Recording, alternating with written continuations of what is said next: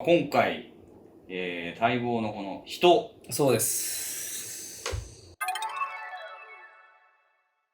どうでしたか、テーマ人。難しいというか、書き方で悩みましたね。あと人数。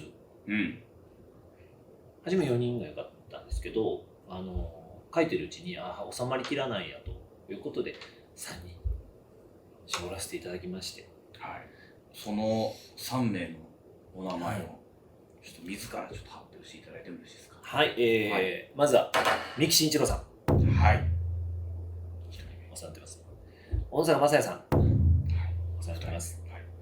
鈴村健さん、お世話になっております。社長ですからね。はい。じゃあなんでこの3人かって、まあいっぱいその影響された人というかお世話になった人というか好きな人っていっぱいいるんですけど、なんか生っぽい部分で、なんか思い出も込みで、文字にできる人いないかなと思ったらやっぱり若い頃から出会って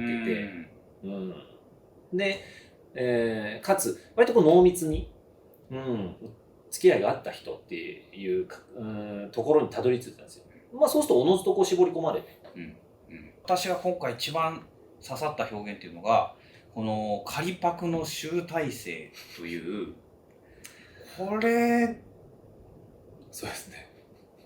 まあその前の文章から読み上げます。この弁当を忘れたやつが友達から1品ずつもらってオリジナル弁当を完成させたようなもんです。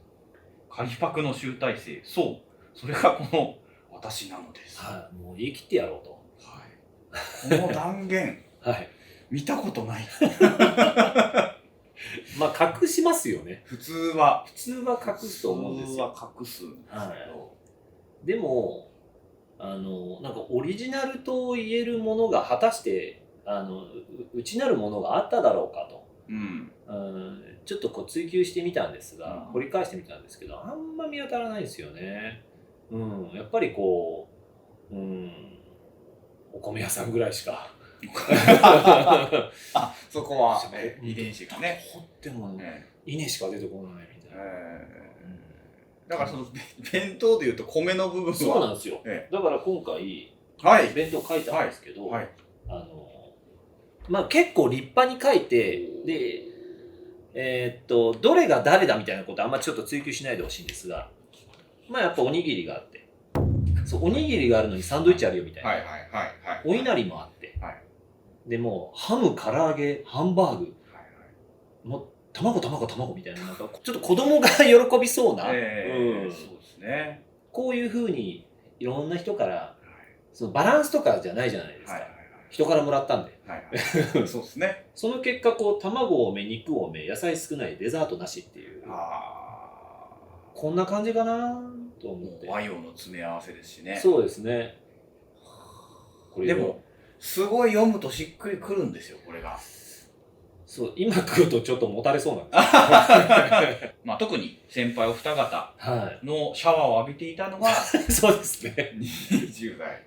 厚めでしたけどね。あっちってなりましたけどね。いやいや、ありがとうございます、産湯。産湯を授かったという。そうです。産湯って本当は手でこうやってやるんでしょうけど、こうでしたからね。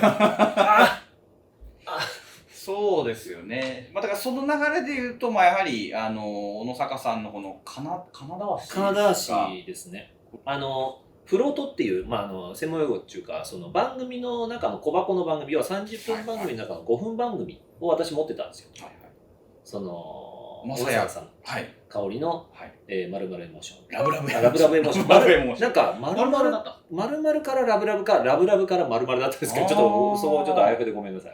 で、そこで私が、その、いっぱいいっぱいっていう番組を持ってて、で、本来は別なんですが、時折呼んでくれるんですよ。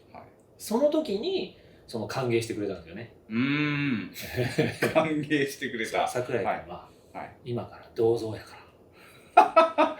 はい。まだまだその、幼稚ではありましたが、ちょっとラジオっていうものを、こういう雰囲気なんだ、こういうものなんだって分かった上で行ったんですけども、全く通用しない世界でしたね。通用しない。通用しない。ごめんなさい。ちょっと鉛。いやー、カルチャーショックでした。その濃さはい、とまた翻って三木さんのこの上品、なんて言うんでしょうね、三木さんのこの心っていうんですかね。私はどうしても心が動く前に頭が動いちゃうタイプなんで、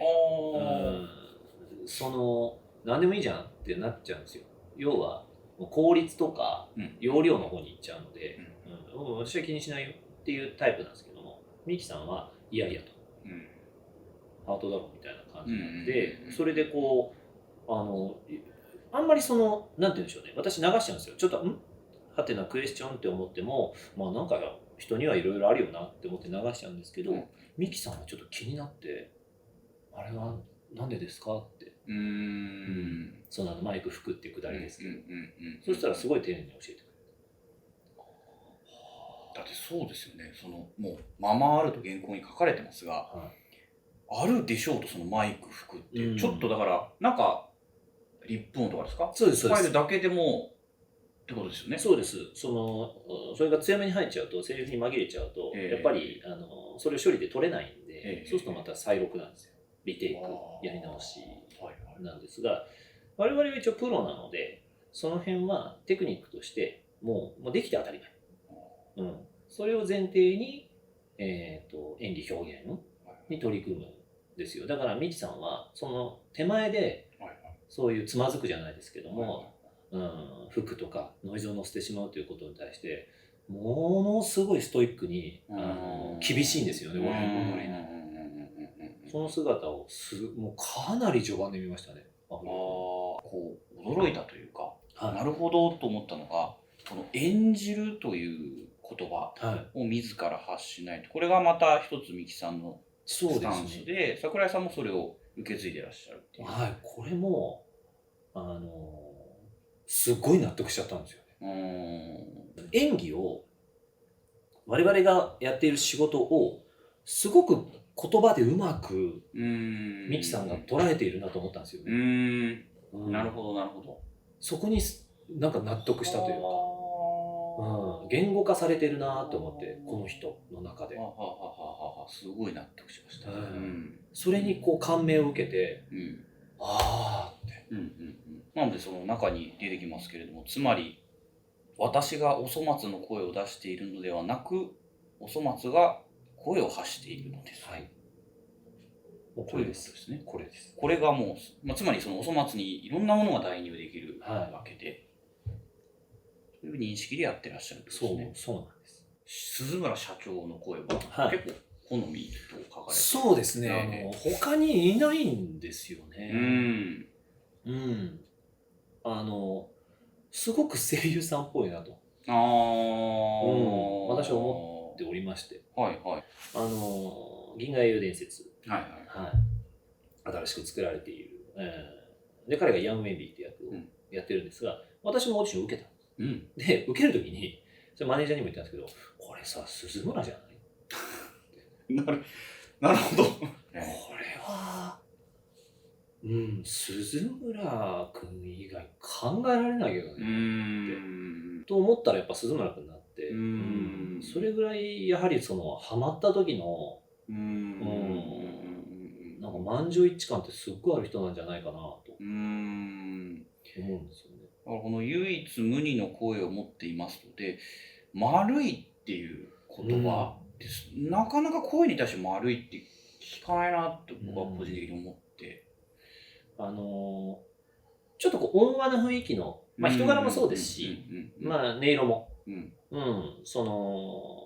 なんか柔らかく優しいイメージがあるんですけど、でも優しいとはちょっと違うんですよね、彼は。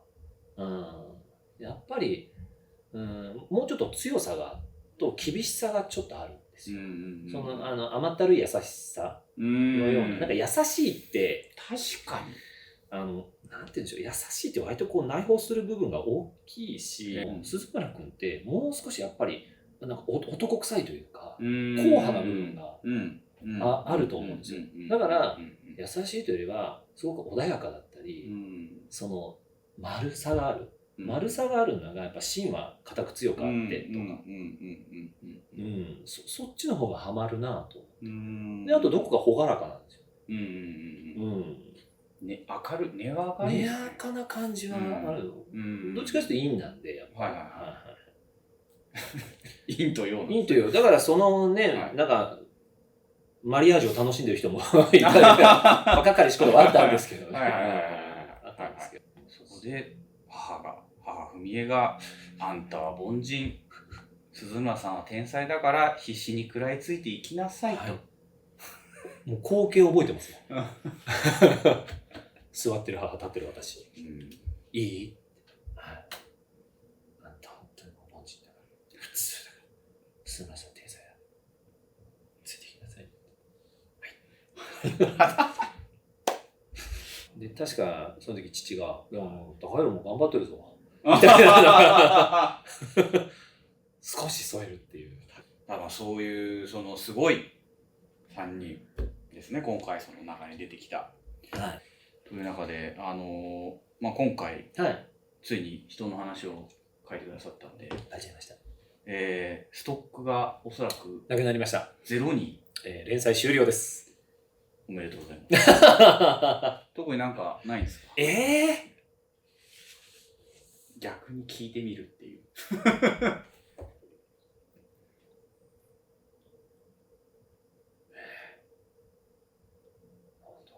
私からじゃあ、いいですか？なんか裏返した。まあ一つは、ちょっとこれぜひやってみてほしいなと思うのが、もしも、〇〇だったら、if ですね。ご自身のことでもいいですし、まあなんか世の中のことでもいいんですけど、なんか考えてみてください。例えばどんな感じですか？例えば、声優を選ばなかったら。なるほど。とか、実家が八百屋だったらとか、米屋じゃない。見てみたいっていうのと、ちょっと挑戦として、桜井怪談。スタジオの怖い話とかっていうのは、一回挟んでみても面白いかなっていう、やっぱ連載の醍醐味というか。なるほど。まあちょっと暑い時期ですし。暑いですし、っていう、まあなんか、ちょっとバラエティー感っていうの。っていうのとですね、これは、まあ逆にちょっと投げかけてみる感じですけど、喜怒哀楽っていうのがあんまり見えないじゃないですか。でも実は怒ってたり、実は悲しんでたり、その感情っていうものをちょっと巡って書いてみるっていうのは、なんかすげえ難しそうな顔してますけど。わかりました。はい。いいですか？はい。じゃあこの中のどれかか、また次回も楽しみにしております。ぜひご期待ください。はい。